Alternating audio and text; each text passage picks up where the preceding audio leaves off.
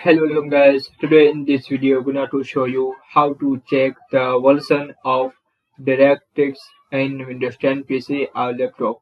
So guys, if you want to check the version of DirectX in Windows 10 PC or laptop, so very easy. Firstly, click on Start plus R key. Start plus R key tab and type here DIAG.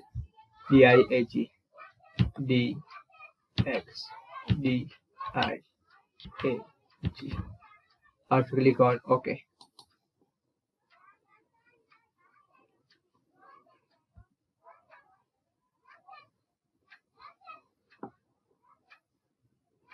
There is here Dex version